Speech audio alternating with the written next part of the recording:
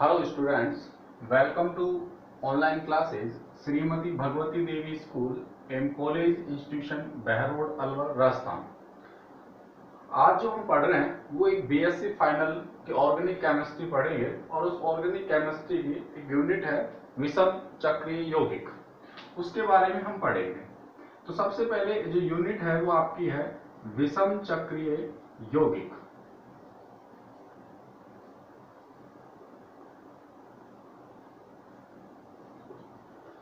विषम चक्रीय यौगिक की बात करेंगे सबसे पहले कि विषम चक्रीय यौगिक क्या किसे कहते हैं। तो आपने पढ़ा होगा कि चक्रीय यौगिकों का कभी वर्गीकरण पढ़ा था आपने कि चक्रीय यौगिक दो प्रकार के होते हैं। एक तो हम पढ़े थे समचक्रीय यौगिक और दूसरा हमने पढ़ा था विषम चक्रीय यौगिक। तो समचक्रीय यौगिक क्या होते हैं? समचक्रीय यौगिक वे चक्रीय यौगिक होते हैं जिसमें वलय में प्रत्येक परमाणु समान हो, अर्थात प्रत्येक परमाणु क्या हो? कार्बन। जैसा एग्जांपल मैं लिखूं कि साइक्लोहेक्सेन, इस साइक्लोहेक्सेन में ये जो सभी कार्बन परमाणु आपको दिख रहे हैं, ये सभी कार्बन परमाणु क्या है? समान है। अतः ये जो कंपाउंड होगा ये कैसा होगा? एक विषम चक्रीय यौगिक होगा। कैसे? ये भी कार्बन है, यहाँ पे ये भी कार्बन है, यहाँ पे ये भी कार्बन है, यहाँ पे ये भी कार्बन है, यहाँ पे ये भी कार्बन है और यहाँ पे ये भी कार्बन है। यानी कोई ऐसा परमाणु नहीं है जो अलग हो, सभी परमाणु क्या है? समान। अगर हम ब्यूटेन की बात करें तो ये सभी कार्बन परमाणु क्या हो गए? समान। यदि हम बेंजीन रिंग की बात करें तो इसमें क्या है? सभी कार्बन परमाणु समान। ये साइक्लोहेक्सेन है, ये साइक्लोब्यूटेन है, ये बेंजीन है।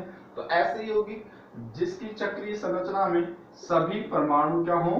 कार्बन हो, उसको तो हम बोलते हैं समचक्रीय यौगिक। बात करते हैं विषम चक्रीय यौगिक, और ये कंपाउंड ही अपनी यूनिट है बीएससी फाइनल की विषम चक्रीय यौगिक। तो विषम चक्रीय यौगिक की डेफिनेशन क्या होगी कि वे चक्रीय यौगिक जिसमें कार्बन के अलावा एक या एक से अधिक विषम परमाणु उपस्थित हो। जैसे अगर मैं एक रिंग बनाऊं, इस रिंग में यहां पे मैंने नाइट्रोजन लगाया, इस नाइट्रोजन को लगाने से यहां पे ये कार्बन है, ये कार्बन है, ये कार्बन है, ये कार्बन है, ये कार्बन है, लेकिन ये परमाणु जो है वो क्या है? नाइट्रोजन है। तो वलय के प्रत्येक जो कार्बन परमाणु है, लेकिन यहाँ पे क्या है? नाइट्रोजन। तो एक विषम परमाणु आने से ये कंपाउंड कैसा हो गया? विषम चक्रीय यौगिक। यानी विषम चक्रीय यौगिक किसे कहेंगे कि चक्रीय वलय में कार्बन के अलावा एक या एक से अधिक कैसा हो? विषम परमाणु, तो उसको हम बोलते हैं विषम चक्रीय यौगिक। जैसे ये एग्जाम्पल हुआ, ये किसका एग्जाम्पल है? प्रीडीन का। एक कंपाउंड और बनाते हैं हम, जैसे ये रिंग, इसको हम क्या बोलते हैं? फ्यूरेन। इसको हम क्या बोलते हैं? THF, tetrahydrofuran. तो ये जो कंपाउंड मैंने बनाए, ये कंपाउंड कैसे हैं? विषम चक्रीय यौगिक, जबकि ये क्या है? समचक्रीय यौगिक। तो हमें जो यूनिट में पढ़ना है वो सभी क्या पढ़ेंगे? विषम चक्रीय यौगिक। ये जो विषम चक्रीय यौगिक हम पढ़ रहे हैं, इस विषम चक्रीय यौगिक में अब हम डिटेल में पढ़ेंगे, क्योंकि यही अपनी क्या है? यूनिट है। देखो, विषम चक्रीय यौगिक जो होते हैं उसमें हम एक तो पढ़ेंगे 5 सदस्य वलय युक्त यौगिक, एक हम पढ़ेंगे 6 सदस्य वलय युक्त यौगिक। ध्यान से देखना, जो 5 सदस्य वलय युक्त यौगिक अपने पास हैं अपने सिलेबस में विषम चक्रीय यौगिक में, इस यूनिट के अंदर वो हम 3 पढ़ेंगे इस यूनिट के अंदर। और उन तीनों की हम बनाने की विधियां, उनकी रासायनिक अभिक्रियाएं, उनके रासायनिक गुण क्या होते हैं, ये सब हम इसमें पढ़ेंगे। तो 5 सदस्य वलय युक्त यौगिक में सबसे पहले हम यहां पढ़ेंगे पिरोल। क्या पढ़ेंगे? पिरोल। एक पढ़ेंगे फ्यूरेन, एक पढ़ेंगे थायोफीन। 6 सदस्य वलयों में हम पढ़ेंगे एक तो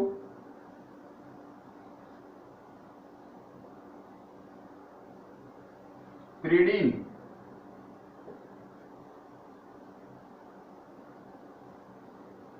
एक हम पढ़ेंगे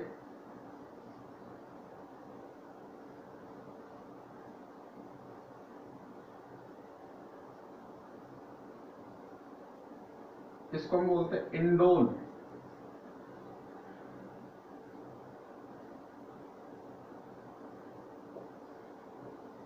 एक, दो, एक हम पढ़ेंगे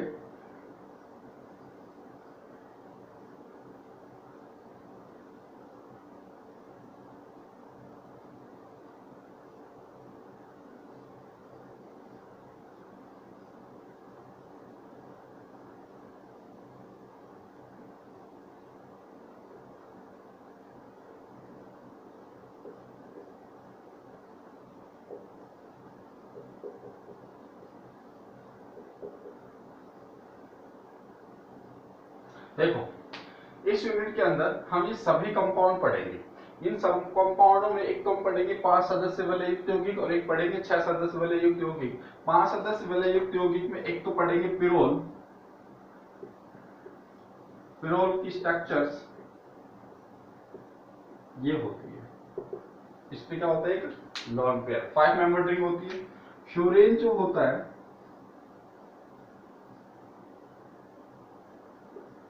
ये फ्यूरेन होता है। थायोफीन जो होती है ये 5 मेंबर है और इसको बोलते हैं क्विनोलिन। अब ध्यान देगा, जो हमारे पास यूनिट है विषम चक्रीय यौगिक, इस विषम चक्रीय यौगिक की पूरी यूनिट के अंदर हम पिरोल को पढ़ेंगे, फ्यूरेन को पढ़ेंगे, थायोफीन को पढ़ेंगे, प्रीडीन को पढ़ेंगे, इंडोल को पढ़ेंगे, आइसोक्विनोलिन को पढ़ेंगे और किसको पढ़ेंगे, क्विनोलिन को। इन सभी यौगिक की हम बनाने की विधियां, इनके रासायनिक गुण, इनके अनादि संरचनाएं, इनकी रासायनिक अभिक्रियाएं, नाभिक प्रतिस्थापन है या इलेक्ट्रॉन प्रतिस्थापन अभिक्रिया है, इनको हम पढ़ेंगे। तो ये सारे जो कंपाउंड है इस यूनिट में हम क्या करेंगे, पढ़ेंगे।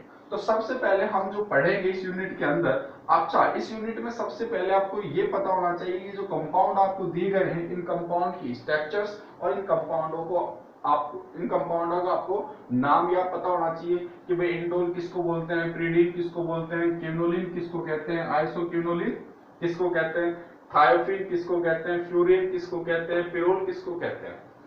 तभी हम इस यूनिट को अच्छे से पढ़ पाएंगे। तो सबसे पहले हम 5 सदस्य वलय युक्त यौगिक के बारे में बात करते हैं। 5 सदस्य वलय युक्त यौगिक 3 है, पिरोल, फ्यूरेन, थायोफीन।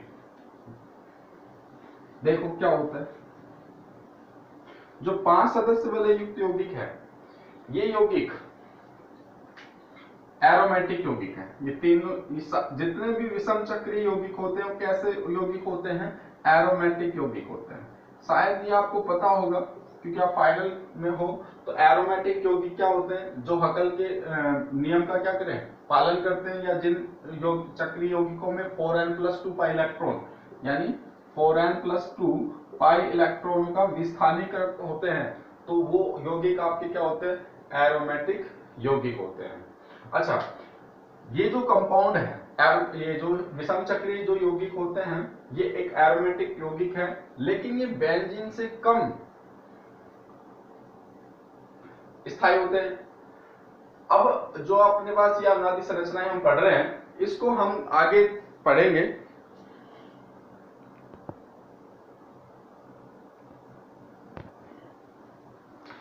तो ये जो कंपाउंड थे अपने पास 3, पिरोल, फ्यूरेन और थायोफीन, ये तीनों ही कंपाउंड कैसे कंपाउंड होते हैं, एरोमेटिक। कैसे कंपाउंड होते हैं तीनों ही? एरोमेटिक।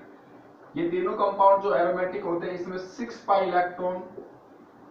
इलेक्ट्रॉनों का विस्थानीकरण होता है और इन ये जो वलय है इसके प्रत्येक कार्बन जो होता है वो sp2 संकृत होता है, यानी प्रत्येक जो कार्बन होता है वो कैसा संकृत होता है?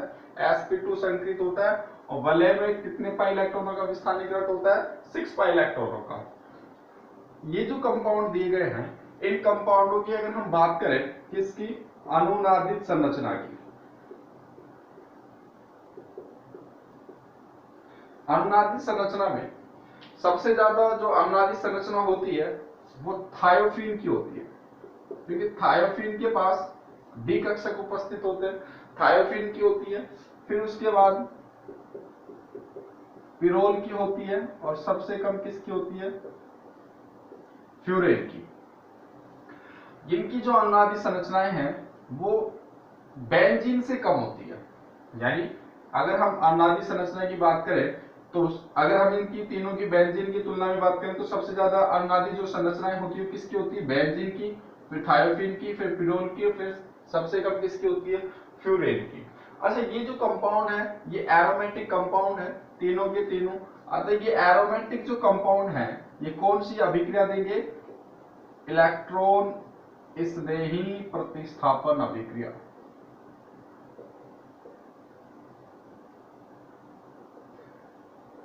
जितने भी कंपाउंड होते हैं एरोमेटिक वो कौन सी रिएक्शंस देते हैं? इलेक्ट्रॉन स्नेही प्रतिस्थापन अभिक्रिया। ये रिएक्शंस आपने पढ़ी होगी फर्स्ट ईयर में कि उसकी मैकेनिज्म क्या होती है कि भी रिंग के ऊपर सबसे पहले इलेक्ट्रोफाइल आके अटैक करता है। वैसे हम इसमें भी पढ़ेंगे अभी कि इलेक्ट्रॉन स्नेही प्रतिस्थापन अभिक्रिया जो होती है उसकी मैकेनिज्म क्या होती है, तो वो सारी चीजें इसमें हम देखेंगे। अच्छा, जितने भी ये विषम चक्रीय यौगिक होते हैं, विषम चक्रीय यौगिक जो है इन विषम चक्रीय यौगिक को अति एरोमेटिक यौगिक भी कहते हैं। ये इंपॉर्टेंट है, आपसे क्वेश्चन पूछा जा सकता है कि विषम चक्रीय यौगिक को अति एरोमेटिक यौगिक क्यों कहते हैं?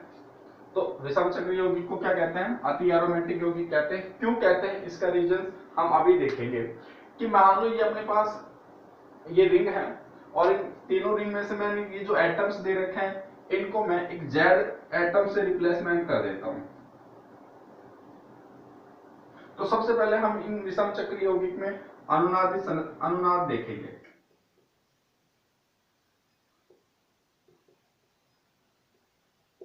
क्या देखेंगे? अनुनादी संरचनाएं। तो ध्यान से देखना, ये 5 मेंबर रिंग, ये कंपाउंड में से कोई भी एक एटम को मैंने रिप्लेसमेंट कर लिया जेड से, और इस जेड के ऊपर लोन पेयर मिलेंगे आपको। तो इसमें अनुनाद जब होता है तो देखो क्या होता है, इस पाई बॉन्ड के इलेक्ट्रॉन कहां शिफ्ट होंगे? यहां पे। जब इस पाई बॉन्ड के इलेक्ट्रॉन यहां शिफ्ट होंगे तो ये जो जेड के ऊपर जो लोन पेयर होंगे वो अपने इलेक्ट्रॉन कहां देंगे? यहां पे देंगे। तो जो नई स्ट्रक्चर्स बनेगी वो क्या बनेगी? रिंग। देखो जेड ने अपना एक लोन पेयर दिया है, इस पे एक लोन पेयर पहले से था, जेड ने अपना लोन पेयर दिया तो इसके ऊपर क्या चार्ज आ गया? प्लस। प्लस आते ही ये पाई बॉन्ड बन गया और यहां क्या चार्ज आ गया? माइनस। और ये स्ट्रक्चर्स बने। नेक्स्ट स्टेप में हम क्या करेंगे? ये नेगेटिव चार्ज है, इस पाई बॉन्ड के इलेक्ट्रॉन यहां शिफ्ट करेंगे। जब पाई बॉन्ड के इलेक्ट्रॉन यहां शिफ्ट होंगे तो ये नेगेटिव इलेक्ट्रॉन कहां आ जाएंगे? यहां पे। तो क्या बनेगा? जेड। इसके साथ तो हमने कुछ किया ही नहीं, तो यहां पे क्या आ गया? पाई बॉन्ड, और यहां क्या चार्ज आ गया? माइनस। नेक्स्ट जो स्ट्रक्चर्स हम बनाएंगे क्या बनेगी? रिंग। ध्यान से देखना, इस पाई बॉन्ड के इलेक्ट्रॉन कहां गए? यहां पे। तो इस नेगेटिव आपने इलेक्ट्रॉन कहां दे दिए? यहां पे। तो क्या बना? रिंग जेड, और ये क्या आ गया? पाई बॉन्ड जेड पे प्लस, ये चार्ज क्या आ जाएगा यहाँ पे माइनस, और ये पाई बॉन्ड आपके पास है ही। तो ये स्ट्रक्चर्स में, नेक्स्ट स्ट्रक्चर्स में क्या होगा कि इस पाई बॉन्ड के इलेक्ट्रॉन कहां शिफ्ट होंगे, यहाँ पे, और ये जो नेगेटिव चार्ज है यहाँ आया था, ये अपने इलेक्ट्रॉन कहां दे देगा, यहाँ पे, क्योंकि इस कार्बन पे क्या आएगा पॉजिटिव। तो क्या बना structures, ring Z plus pi bond, ये पाई बॉन्ड, और यहां क्या चार्ज आ गया माइनस। नेक्स्ट स्ट्रक्चर्स में क्या होगा, इस पाई बॉन्ड के इलेक्ट्रॉन कहाँ है यहाँ पे, तो इसने नेगेटिव अपने इलेक्ट्रॉन कहाँ दिए यहाँ पे। स्ट्रक्चर्स क्या बनी, ring Z pi bond lone pair आ गए। तो ये जो हमने पढ़ी है ये विषम चक्रीय यौगिक जिसमें 5 मेंबर रिंग है उसकी क्या है अनुनादित संरचना है। क्लियर है। अब ध्यान देना, इसकी जो जेड एटम है, अगर जेड की जगह आप ना NH लिख लोगे तो पिरोल की अनुनादित संरचना बन जाएगी। अगर इस जेड की जगह क्या लिख लोगे ऑक्सीजन, तो ये फ्यूरेन की अनुनादित संरचना बनेगी। जेड की जगह सल्फर रख दोगे तो ये थायोफीन की अनुनादित संरचना बन जाएगी। अब इसमें एक चीज देखना, ये जो पोजीशन है जेड से नेक्स्ट 1 वाली पोजीशन, इसको हम क्या बोलते हैं अल्फा। कौन सी पोजीशन बोलते हैं भाई अल्फा। ये जो अल्फा पोजीशन है, यानी ये पोजीशन आपकी क्या रहेगी अल्फा, और ये पोजीशन कौन सी रहेगी बीटा। तो ये इधर आपकी 2 वाली पोजीशन अल्फा और ये क्या हो गया बीटा। तो ध्यान देना, इसमें अल्फा पोजीशन देखो आप, ये अल्फा है, ये अल्फा है, ये अल्फा है, ये अल्फा है, ये अल्फा है, और ये क्या है अल्फा। तो ध्यान से जब आप देखोगे तो देखो alpha position, alpha position, beta position, beta position.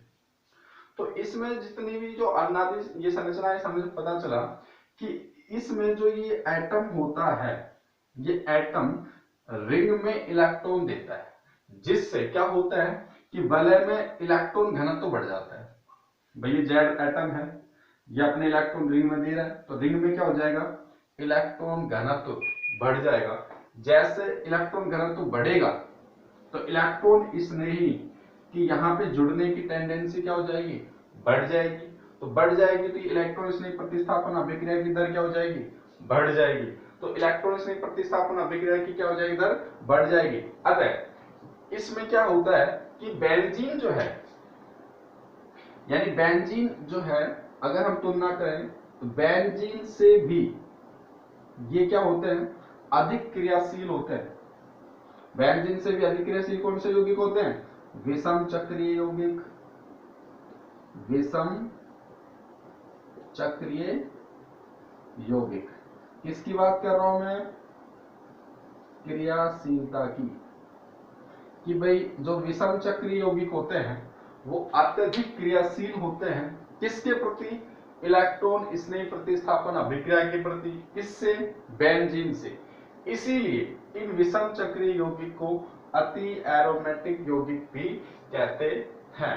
अगर हम विषम चक्रीय यौगिक की बात करें तो अगर हम इनकी क्रियाशीलता की बात करें, क्रियाशीलता तो सबसे ज्यादा जो क्रियाशीलता होती है वो होती है पिरोल की, यानी क्रियाशीलता सबसे ज्यादा किसकी होगी पिरोल की। उसके बाद जो है क्रियाशीलता फ्यूरेन की, फिर किसकी होगी थायोफीन की, और सबसे कम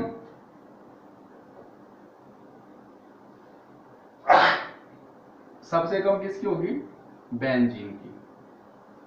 ये किसका क्रम है क्रियाशीलता का क्रम है। अब आपसे पूछे, अब आप क्वेश्चन आंसर बता सकते हो कि विषम चक्रीय यौगिक को अति एरोमेटिक यौगिक क्यों कहते हैं।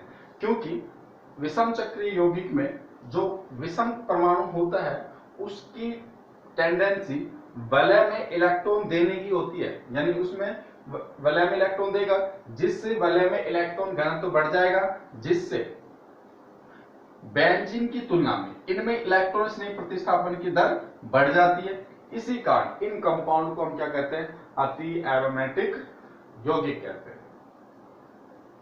क्लियर? अच्छा, इसमें सबसे इंपॉर्टेंट चीज ये है कि ये जो कंपाउंड आपको दिए गए हैं, इन कंपाउंड में सबसे पहले तो आपको ये क्या आनी चाहिए, अनुनादित संरचनाएं बनानी आनी चाहिए। ध्यान देना, इसमें अनुनादित संरचनाएं 1 2 3 4 5 6 बनती है, और जबकि बेंजीन में कितनी बनती है, 5। इसमें कितनी बन रही है, 6। तो ये आपको पता होना चाहिए। अच्छा, मैं क्रियाशीलता की बता देता हूं। ये जो पिरोल है, इसकी क्रियाशीलता फ्यूरेन से अधिक इसलिए होती है क्योंकि नाइट्रोजन एटम और फ्यूरेन में कौन सा एटम होता है, ऑक्सीजन एटम। यहां पे ध्यान से देखना, जब कोई एटम विषम परमाणु वलय में इलेक्ट्रॉन देगा तो उस पर क्या चार्ज आएगा, धनावेश। तो नाइट्रोजन पे धनावेश और ऑक्सीजन पे धनावेश आ जाएगा। अब इनमें से आपको ये देखना है कि धनावेश को धारण करने की क्षमता किसमें ज्यादा होगी, नाइट्रोजन में या ऑक्सीजन में। तो किसमें ज्यादा होगी, नाइट्रोजन में होगी, क्योंकि नाइट्रोजन की विद्युतीयता कम होती है। इसीलिए पिरोल ज्यादा क्रियाशील होता है देन किससे, फ्यूरेन से। और फ्यूरेन अधिक क्रियाशील होता है थायोफेन से, क्योंकि इसमें प्लस एम इफेक्ट जो होता है वो कम होता है। और बेंजीन तो सबसे कम क्रियाशील होती है। तो ये अपने पास विषम चक्रीय होगी। अब जो हम ये आगे नेक्स्ट जो पढ़ेंगे उसमें पढ़ेंगे कि इन विषम चक्रीय यौगिक की इलेक्ट्रॉन स्नेह प्रतिस्थापन अभिक्रिया जो होती है वो कौन सी स्थिति पे होगी, अल्फा पे या बीटा पे।